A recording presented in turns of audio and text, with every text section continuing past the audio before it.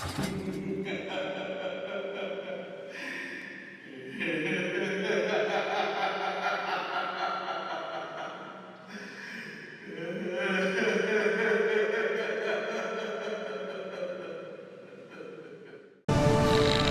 Your Majesty! Eragon was a thing. I remember being a thing for about 20 minutes. A fantasy novel written by a homeschooled teenager. Well, that was the selling point. It was a fantasy novel written by a homeschooled teenager. It's about a farm boy who travels with his dragon friend, his elf friend, and a few other friends to become a great warrior and defeat the evil empire. And that's it. Throw in an ancient language that's used for magical spells, and it's pretty much every other young adult fantasy adventure. And before you accuse me of judging something based solely on its Wikipedia summary, I did read the book back when it was popular. And even then, I wasn't impressed. It's okay, but I didn't take anything away from it. And it didn't persuade me to read the later books in the series. Of course, fantasy has never been my genre. Even when I was a teenager, I was more of a comedy or nonfiction guy. Everyone else was reading Guardians of Ga'Hoole, I was reading Uncle John's Bathroom Reader.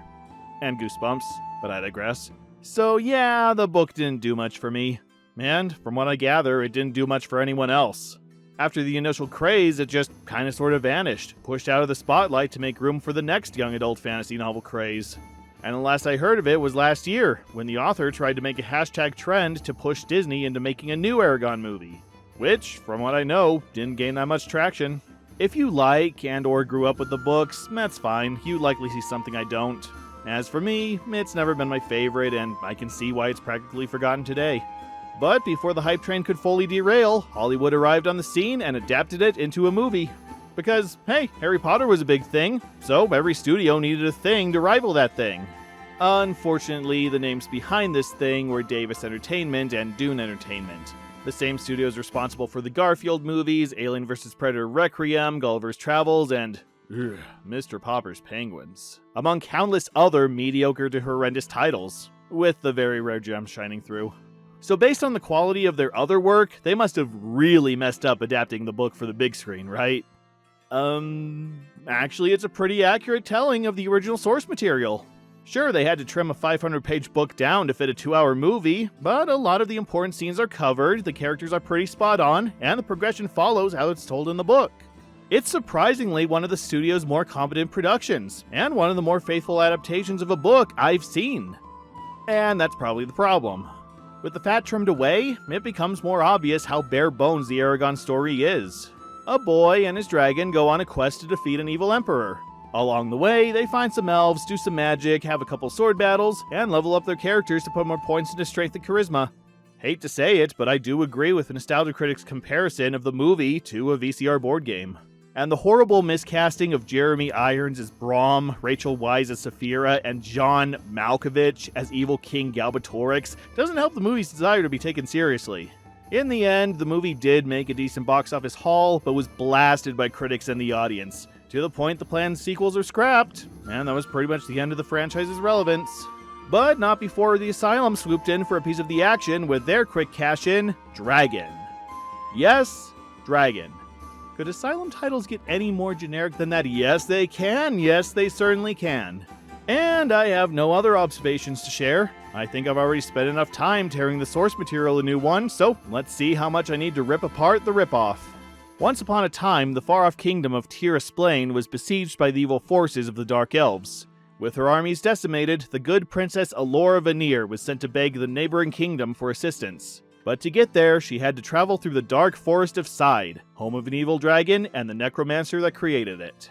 Aided by 2 loyal soldiers and a band of rogues she encountered, they must destroy the dragon and bring peace between humans and Dark Elves. Will their quest to hunt the beast succeed? Did I just take critical damage to my intelligence stat while reading the synopsis? In general, I think the fantasy genre is the most exploitable type of movie to make, right underneath the rom-com. At least with action movies, you need some fight choreography, guns and squibs, and maybe a car chase and or explosion somewhere. With sci-fi, you need something that looks science-y and futuristic, with dialogue that at least sounds smart. Slasher movies need buckets of blood and something to go through someone at some point. Fantasy movies? Get a cape, get a sword, find some woods nearby, recite some gobbledygook about elves and magic, and have the hero fight some guy with makeup or a mask on at the end. It's one of the most easily recyclable concepts for a story, and very hard to make into a movie without it just looking like someone's weekend LARP session. In order to stand out, a fantasy movie has to be, well, fantastical. It's a very visual genre, one of the few where it's acceptable to put style before substance. Everything has to look strange, colorful, otherworldly, while establishing characters and lore that fit and flesh out this ancient land. Harry Potter is fantastical. Lord of the Rings is fantastical. The Dark Crystal and its prequel series are fantastical. Even The Black Cauldron or that Dungeons & Dragons movie are fantastical. Each one establishes a unique style, one that couldn't be mistaken for any other setting, with species and paraphernalia that could only belong to these worlds. It's in how wondrous it looks to the audience, yet how everyone in that world treats these things and events like any other day of the week. Style must be established, and items' practicality must be known, and everyone needs to act like these strange and bizarre settings are just normal to them. Otherwise, you get Bright, a generic cop movie with some fantasy elements thrown in to serve as allegories for real-world problems. At no point was I convinced that this was a fantastical world where elves, dragons, and magic naturally existed. Everything could have been replaced with real-world people and objects, and it would be the exact same story and setting. Though it was funnier than Onward, I'll give it that. And if you think I said all that to set up that Dragon is one of those movies with a fantastical setting that outweighs its horribly cliched premise, it's not. In fact, this movie is the poster child for the lowest common denominator for fantasy movies. They borrowed some swords and costumes from the local Renaissance fair, found a decently sized forest they could film in that was dense enough so they wouldn't accidentally film the highway, and made up some stuff about dragons and heroes and magic to recite as the camera rolled. If not for the recognizable faces, the camera crew, and a fairly noticeable effects budget, I just assumed this was someone recording their RPG session and trying to sell it as a movie. And we already have an Asylum movie that feels exactly like that, thank you very much. But is there something this movie can call its own? Something that sets it apart from every other no-budget, no-imagination fantasy journey the genre has been stereotyped as? No. No, that's a hard no. Just how generic is this Fantasy Quest movie? Well, let's watch the first few minutes and count the cliches. The story begins with a disembodied narrator telling us a story about a great war between humans and elves, where one side, the good side, is losing. So a kingdom with a funny pseudo-Celtic name sends their princess with a funny pseudo-Celtic name to another kingdom to beg for help. But to get there, she must travel through a treacherous forest where the woefully unprepared princess is ambushed by two dark creatures that speak in gibberish. But a dragon comes along and scares the Dark Elves away, only for her to be ambushed again. Thankfully, she's rescued by two armed passersby, who are the only surviving members of a respected legion, where one is the subordinate/apprentice to the other, who doesn't believe he's getting the respect he deserves, and who immediately has the hots for the princess. One of the attackers is still alive, and the princess is given a chance to kill it, but she abhors violence, and one of the hardened soldiers has to do it. They walk through a forest, where the younger and more immature soldier dares to ask something improper of the princess, only to be put in his place by his superior, and he apologizes, saying that he's never seen royalty before. But the princess says it's fine because she's a much more open-minded ruler than her parents, and that these are desperate times where improperness can be excused. She explains her mission to get to the larger kingdom where armies can help them win the war, but the soldiers argue that the lord there will not help, because he doesn't fear the legions of the Dark Elves due to having won one battle and thinking the war is over, and he would rather sue for peace with the elves, despite them already trying and horrendously failing at that.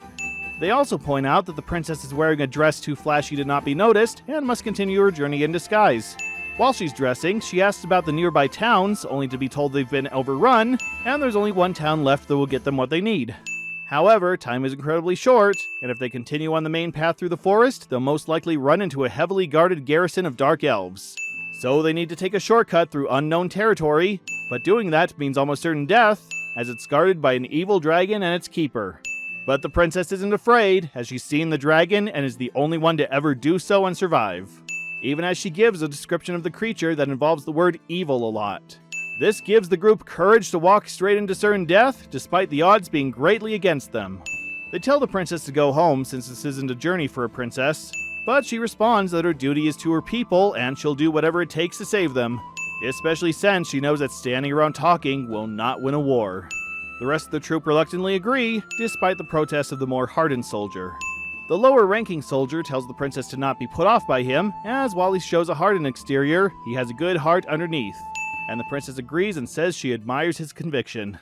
Right before they head off, the younger soldier says he believes the princess will make a fair and just ruler, thus beginning a forbidden romance between a member of royalty and a common military officer. And my cliché counter just cliché exploded. Still, that was the first 10 minutes. The first act isn't even over, and we have enough setup for a Baldur's Gate game. I didn't even get into the bandit with the heart of gold, the other romances, the sword that was a gift from someone's father, the warrior princess, the betrayal, the surprise redemption, the prophetic dream sequences, and a number of other revelations that I'll get into later since they're crucial to the plot. This goes beyond template status. It's like someone fed an AI every side quest outline from every D&D campaign they could find, and printed out every recurring element in order of when it first noticed it. I guess I should be happy it's dozens and dozens of cliches stitched together, and not just a handful they stretched out to feature length, but it's still almost every cliche associated with this genre. Just throw in the naive farm boy, the caring but strict parent or guardian who dies a third of the way through, and the unidentifiable creature that makes weird noises and is solely there to sell plushies, and you have a full set of fantasy cliché trading cards. Hey, keep that hero dies at the end card somewhere safe. That one's ultra rare. But fine, so the movie has a couple clichés. Every movie does. They're kind of required for storytelling. If you tried to write without using even one cliché, your script would look like this. It all comes down to the writing, how well you can hide these clichés in natural dialogue and fantastical characters. Hearing the same story over and over again is fine if it sounds like someone else knows how to tell it their way. And it's a Lee Scott penned script, a man who enjoys his lore and world building, and this is his worst. Oh, not his worst movie, not even close, but his worst writing up to this point. With every previous Lee Scott movie, I could tell it was him.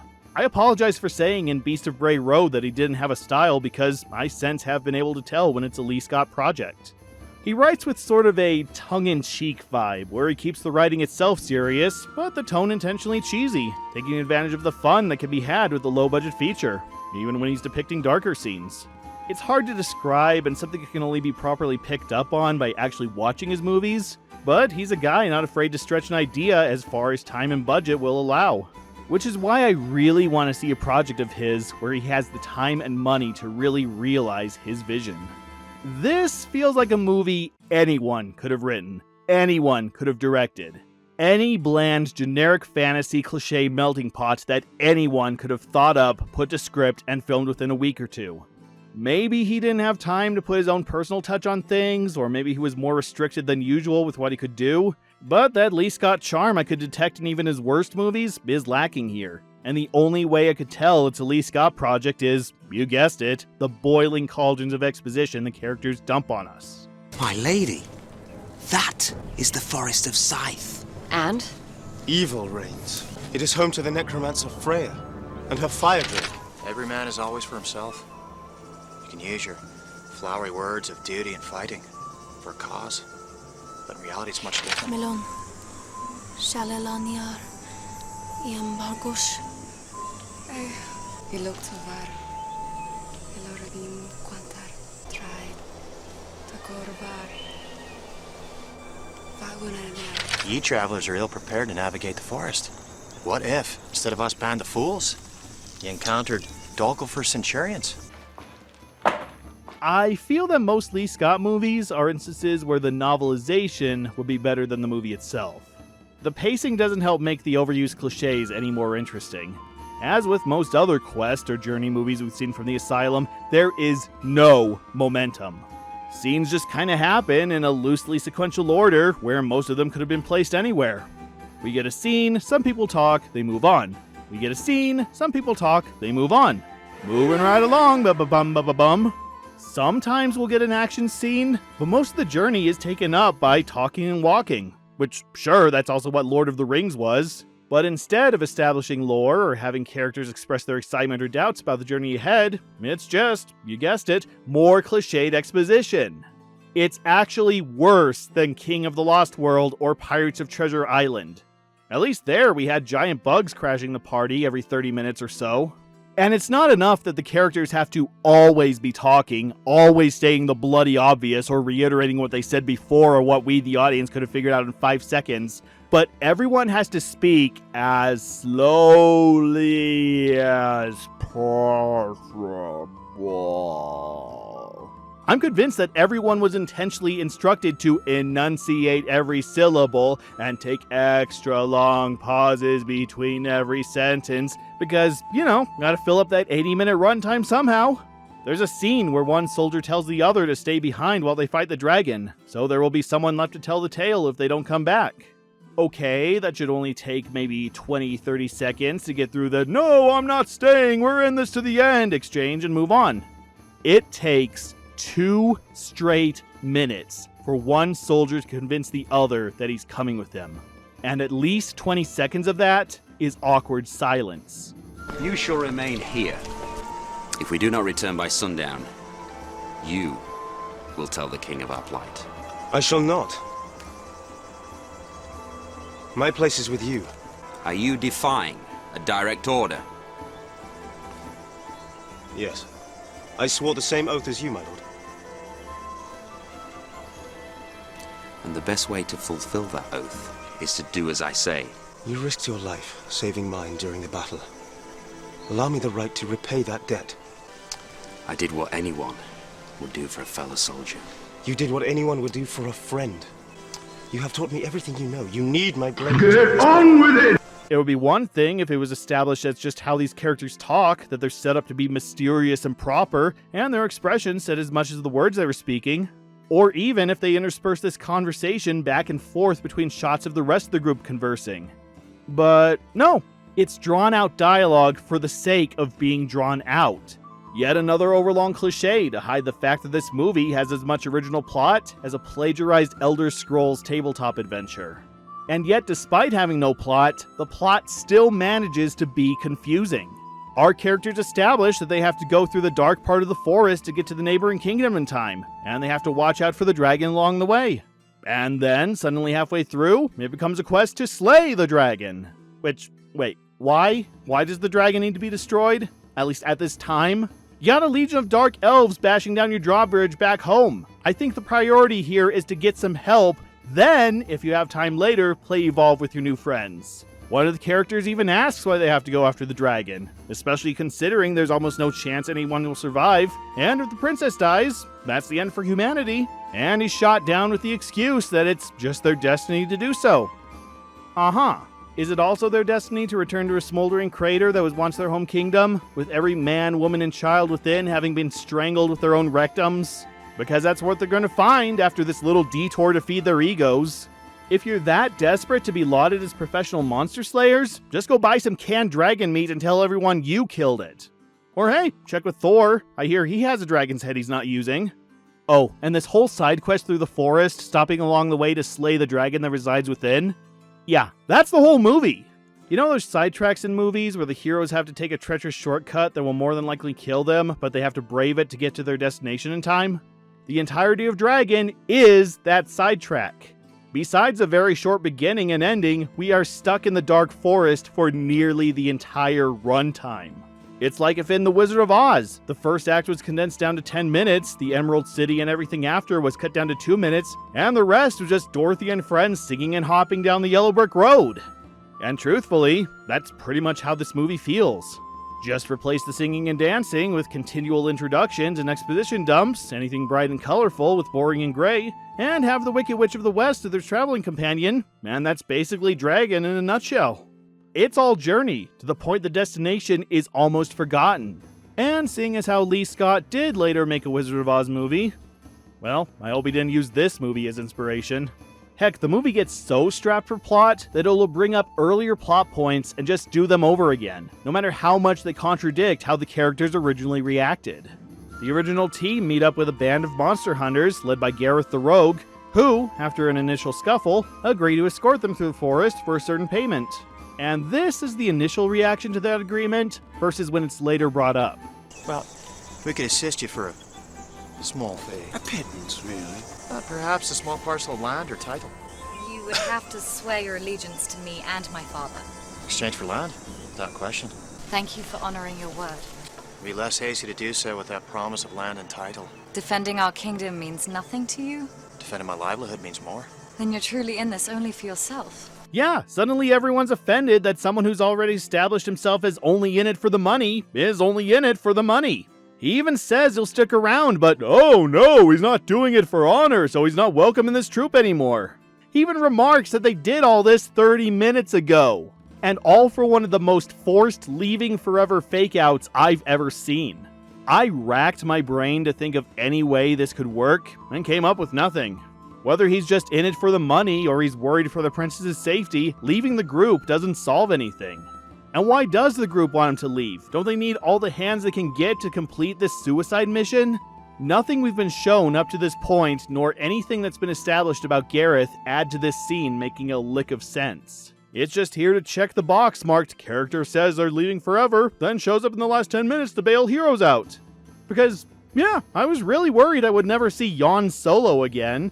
It's one thing to resort to using one of the oldest cliches in the book. It's another to tear out that page of the book and stuff it in an overcrowded script already bursting with other pages from the book. All while screaming, "See? It fits! It always belonged there!" What does that even mean? I don't know, but I think that puts me on the same bus as the writer. Alright, to be fair, there are a couple scenes where I could tell someone was in the driver's seat. Certain plot points where I could tell the movie was being driven somewhere, even if cruise control was still in effect. One instance is where Freya, the necromancer who created the dragon but joins the group to slay it, begins having recurring visions of one of the soldiers, Bane, being burnt to a crisp during the battle with the dragon.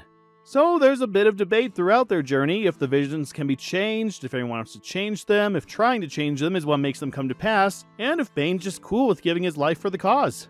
It's still a cliche, but not one that I see as much as the rest, and one they guide and develop as opposed to just mentioning it and moving on to the next.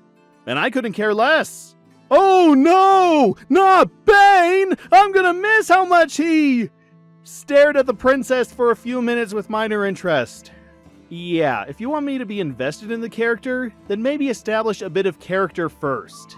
This guy is given very few bullet points to work with. He's a common soldier, he's a little impulsive, and he allegedly loves the princess. Otherwise, he's completely interchangeable with the other soldier, who has even less going for him, to the point I had to go back and keep watching certain scenes because I kept forgetting which one of them was talking. Imagine if Gandalf was written without his sense of humor, sense of mystique, or sense of commitment. He'd just be some old curmudgeon who mutters some lore he read in a book somewhere, then bugs off for a while until he wants to gather the cast for Grandpa's story time again. When the Balrog comes along, lassos him with his whip, and takes him down with him, the audience's reaction isn't going to be, "No! Gandalf!" It's going to be, "Oh no, whoever that guy was." When it comes to chemistry, I think the princess and the sorceress have more of a thing going. The same goes for the other major revelation, where they reveal some lore behind the dragon.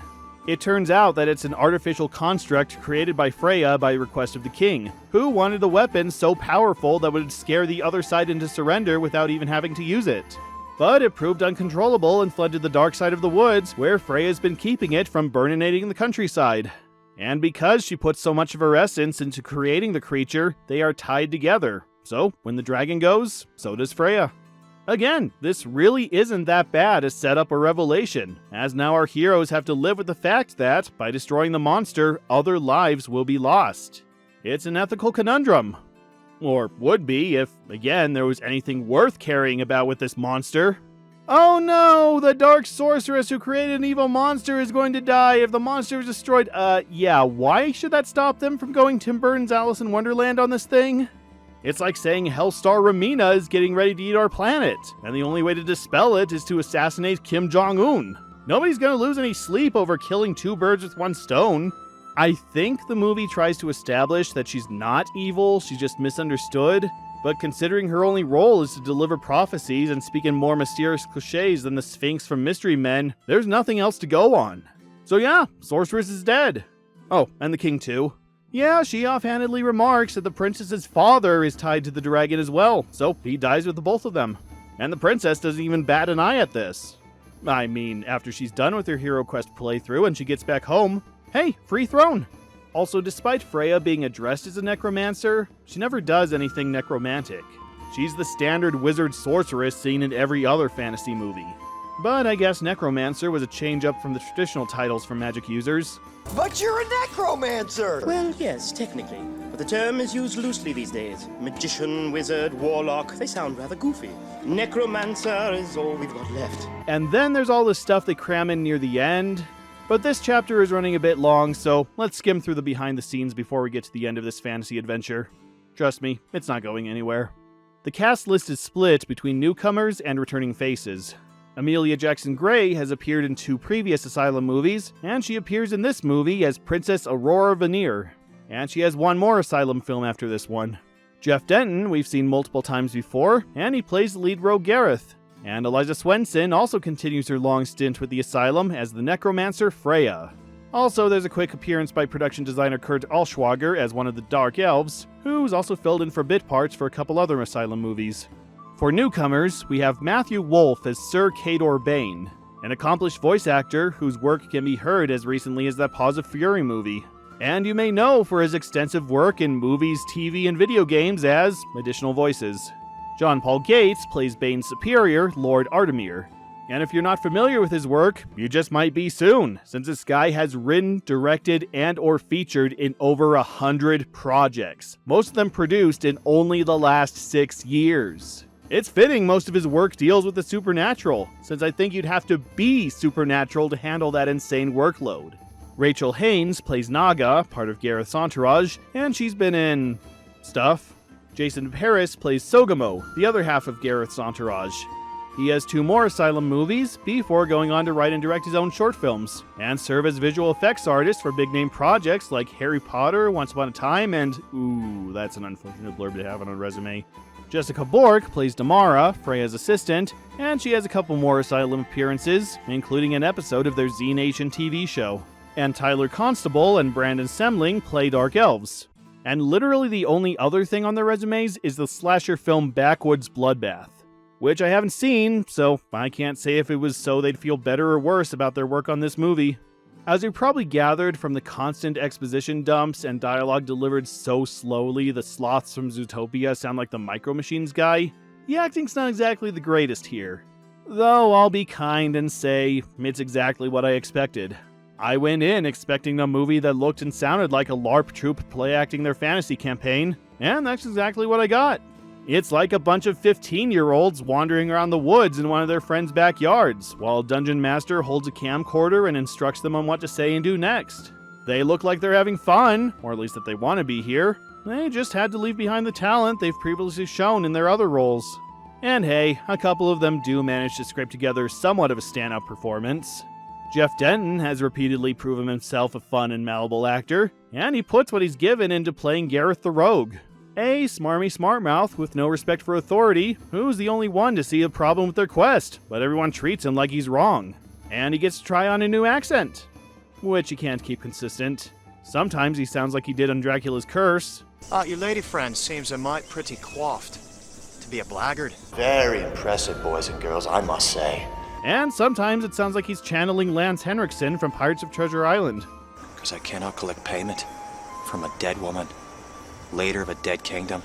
No one to help you? Must be the size of my pizzle or my charming disposition. And the other standout is Eliza Swenson as Freya the Necromancer. She's given the worst dialogue to make sound natural, but she delivers everything in a grand manner, unafraid to let her importance shine forth and treating her performance like she's giving a Shakespearean soliloquy. Whether she's whispering her dialogue or screaming it at the top of her lungs, hey, she gives the impression she cares about what she has to say, even if I don't always. I don't think I've given this actress the spotlight yet, but she deserves it. She's featured in a number of Asylum and Lee Scott productions, and she's shown she can be both theatrical and energetic, as well as down to earth and even a little funny. She's definitely one of the standouts of the original Asylum troupe, and a versatile actress in whatever roles she's assigned. And since she's an accomplished singer, songwriter, and composer, fronting the band The Divine Madness and composing songs and scores for a multitude of Asylum, Lee Scott, and other independent projects, it shows just how multi-talented a person she is in general. Here's to many more years of composing and much more success with her band. Or, whatever she wants to do with her life. And even ignoring that, she deserves credit just for rocking those contact lenses. Seriously, those could not have been comfortable. And hey, it's a Lee Scott movie. We've seen how he likes to insert him into the picture, and here, he's nowhere to be found. Yeah, this is the first Lee Scott directed movie since the possession of Gail Bowers to not include a cameo from him. Which is odd, because he does appear in most of his future work. Maybe he was feeling burned out from his previous project, or he just couldn't find the timer role to work himself in, or they simply forgot. But it feels a little empty not to have Lee Scott in a Lee Scott production. But through the magic of digital editing, I think we can correct that little oversight. Onward to victory! Stand behind me, and we'll surely break through these legions of the dark. Oh, they have killed me. I am dead now. The sound effects are decent. Some sword clashes, arrow thunks, low-key magical noises for Freya's warding spells, and some monster growls for the dragon.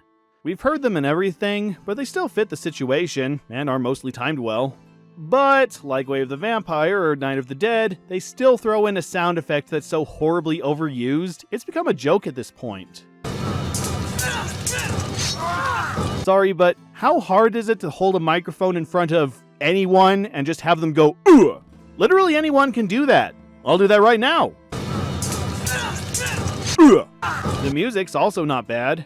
The score is comprised of grand orchestral strings, horns, and even a choir that do make the journey and the world feel larger than they are. It's mostly played for the intro, plus most fight scenes, with some quiet forest ambiance in between to keep from sounding too quiet. I don't know if Eliza Swenson actually composed the score herself or found some fitting fantasy tracks from the library, but it all fits. And, in the tradition for most of her movies, her band contributes a song for the end credits.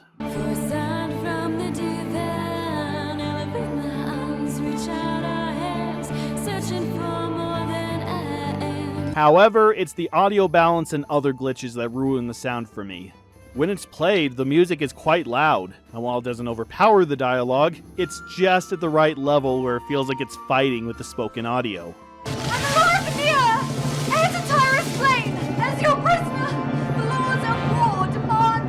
And yeah, the audio balance is all over the map. It's not as bad as other instances, as I don't remember any dialogue I straight up couldn't hear, but there will be scenes where the dialogue is almost whisper quiet. I am a necromancer, and yet you appear to read thoughts. And some where they straight up blow out the mic. Which is odd because there are scenes where they clearly re-recorded the dialogue, but only for maybe half the movie. Maybe they ran out of time or couldn't get some of the actors back, but we will have scenes where it's been overdubbed in post, followed by scenes recorded on location, complete with mic hiss and background noise. It's not a mystery then? Why your army is in such a dire position? What do you know of it? Enough. Actually, the best part of the movie is finding all the scenes where they're clearly filming next to a highway or with a plane passing overhead, and it wasn't dubbed out. We had hoped the mere existence of the dragon at our command would be enough to deter the Dokufar. Ruthlessness is reserved for those without remorse. Where do you know the difference? Something you feel. Oh, and scenes where the Rainmaker is making too much noise, which again makes it sound a lot like someone trying to film their dungeon campaign in their backyard. Dad, stop mowing the lawn! I'm making a movie! I'll do my homework later! Spencer has to go home in 30 minutes and we haven't fought the Dark Spider Queen yet! By the way, Allie, you gotta give me back that gold locket of protection before you leave. My parents are still flipping out about that wedding ring of invisibility you wore last time. Well, how was I supposed to know Cerberus the Wiener Helldog had an appetite for diamonds? In another surprising first for the Asylum, the movie was shot entirely in Milwaukee, Wisconsin. For reasons. Yeah, unlike their 9/11 movie, which they probably wanted to look as authentic as possible, I don't know why they had to move all the way to Milwaukee to shoot a movie. The entirety takes place in a forest, which I'm pretty sure California has. Yet despite how cheap everything else looks, the camera work is actually really good. In fact, I'd say that this is one of the better shot films from the Asylum up to this point. I say cheap movie shot in a forest, and you'd think original Blair Witch quality, or one of the many Asylum movies we've already looked at where the camera shakes and jerks like an operator drank a six-pack of G Fuel all at once. This camera is mostly, if not entirely, set on a stand, keeping most of the shots still and letting us actually see the characters and their interactions with each other. And when they're moving around, they're expertly tracked as the camera slowly pans and zooms to keep everyone crucial in frame. Helped immensely by the setup they clearly performed before each shot, where they knew where to place everyone to get the effect they needed. Even when it gets hectic and action-packed for the battle scenes, the camera is still stationary, as it quickly yet smoothly follows the action on screen. We even get shots with soft focus changes, plus the occasional wide shot and smooth overhead tilts to the ground, or ground shots that tilt to the sky. It's really, really good, almost Dracula's Curse level execution. And it's ruined by the filter over most of the footage. Yeah, as soon as they enter the dark forest, we get this ugly, grayish-blue filter masquerading as day for night that just kills the fantastical world the movie is trying to establish. The behind-the-scenes shots make these scenes look beautiful, colorful, like a fantasy world. But then they add the filter and all the color and wonder is sucked out, leaving us with a boring near-monochrome forest we have to stare out for over an hour. Yeah, I get it. Dark forest. Everything needs to look dark, and they probably couldn't or didn't want to actually shoot at night. But it didn't have to be this literal. Or at least this saturated. I would have forgiven them if they just left the footage at its natural tint. Then our imaginations could have taken over about how dark we perceive the forest. Was your favorite part of Thor the Dark World the Dark World? No, it wasn't. And the poor man's version of it just depresses me. And no, I don't know I have Thor on the mind lately. Besides the dragon, there aren't many other effects, practical or digital. The Dark Elves are given a pretty good makeup job, from what I can tell from what I'm allowed to see. They apparently did use a real flamethrower for some shots of the dragon's fire breath, which was daring of them, even if I can only tell they did in this one shot. And Freya sometimes casts a spell or turns into a ball of light, and the effect they chose looks very... what's the term to describe it? Lens flare! Yeah, that'll work. And that finally brings us to the titular dragon of the movie. And it's simultaneously one of the Asylum's best effects, and one of their worst. The model itself looks impressive, with its design, its textures, the fluidity with which it moves, even the size it's given in relation to the actors, it's pretty damn good. Okay, it looks like it's from an early PlayStation 2 game, but from a studio where the best computer-generated monsters so far have been motion blur monkeys and blocky insects, it's clearly a step up style-wise. The movie credits the effects studio as Sharper Effects Group, a company I failed to find any information on, and may have just been an alias for Scott Harper, an animator and visual effects artist who's worked on some notable projects, and would later direct and do effects work for the Asylum's Super Croc and Alien vs. Hunter. I don't know if he had a team or worked by himself, but either way, for the super low budget and extremely tight deadline he likely had to work with, it's really good work. The implementation, on the other hand, is anything but. Not once, not even once, was I convinced that the dragon was actually on screen interacting with the live actors. Normally, the footage for effects work, or at least a rough rehearsal, is filmed, then sent to the studio, where the artists design and animate around the actors and setting in an attempt to convincingly blend what's there with what's clearly not there. Here, it looks like they sent some rough storyboards to the animator, and the animation was done while they were still filming the movie. So they just told him to animate the dragon in a couple of poses and actions that they could film around.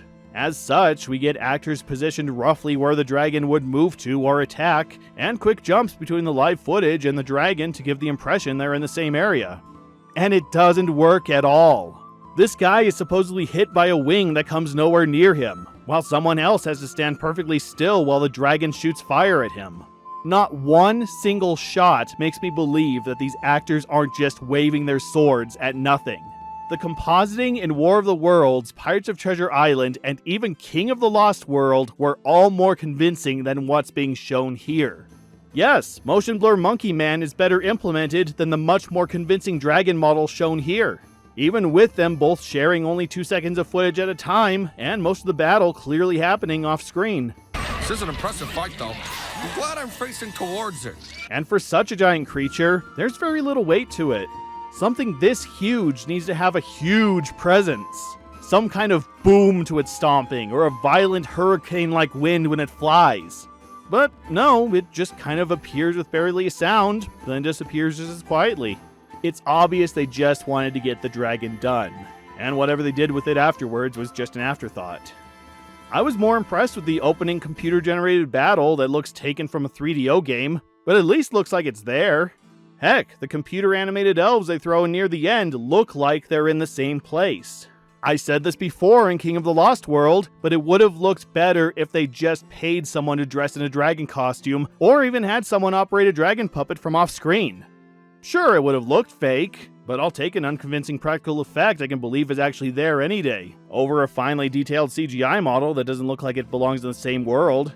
So while the dragon model looks good, it's clear they needed to learn how to train their digital compositor. Anyway, the dragon is slain. Yeah, Freya gives the princess a weapon from out of nowhere that instantly one-hit KOs the dragon off screen, and the day is saved. Freya admits that she's the princess's mother, then the Dark Elves invade, then the weapon turns out to be a royal artifact that unites the Dark Elves and humans, then Bane and the princess share a kiss, then Freya dies, and we get a funeral scene for Freya. And if it sounds like I'm just rushing through everything, it's because the movie crams all of this into its last 4 minutes. And for some reason, they censor Gareth saying bastard when he audibly dropped the F-bomb earlier in the movie. And the movie decides to end on one last monologue that goes for so long, the credits start to roll before it's finished. Not that I can blame them. Yeah, I didn't like this one. I didn't come in with many expectations, yet all throughout, I had to keep lowering them. The characters are boring, the plot is recycled and takes a side road that lasts the entire movie, the dialogue is every single cliché you could imagine for a fantasy adventure, the pacing is wretchedly slow, and what could have been beautiful visuals are rendered ugly by an artificial filter. Even the dragon model, as good as it looks, is so poorly blended with the rest of the movie, it looks like something I could layer into this video in 2 minutes. I never thought I'd find a movie that made Eragon look original. Heck, I know it's currently cool to hate on the Nostalgia Critic's old movies he made with his then-fellow reviewers, but in terms of fantastical elements, world building, and even likable characters, Suburban Nights still has this and Eragon beat for better fantasy movie. I think it would be better to watch someone filming their live Dungeons & Dragons campaign than this. At least it would be honest about what it is, and intentionally an amateur production not masquerading as a movie. While it's not offensive or pretentious or overly gory, this movie just has nothing to it. Not even in a so bad it's good sense, or a, well, at least that element worked way. It's the very definition of stock fantasy movie, and not worth your time to check out. I respect that everyone involved probably had a lot of fun making this, but that fun didn't translate into something fun to watch. You're more likely to come across an actual elf in the real world than to find anything fantastical in this fantasy adventure. Well, join me next time when we talk about another first for the Asylum. Most of the Asylum's cataloged up to this point have been demakes. What happens when the Asylum tries a remake?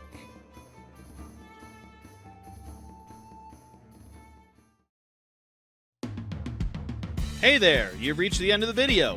If you enjoyed it, please take a second to like, comment, and, if you're so willing, subscribe. It's how my videos get noticed, and it encourages me to keep making them. And if you'd like to be even more incredible, check out my Patreon. It's a measly $1 to be credited at the end of my review videos, and if you'd like to contribute more, well, there are higher tiers and extra rewards. Whatever you decide, stay awesome, keep watching, and I'll see you next time.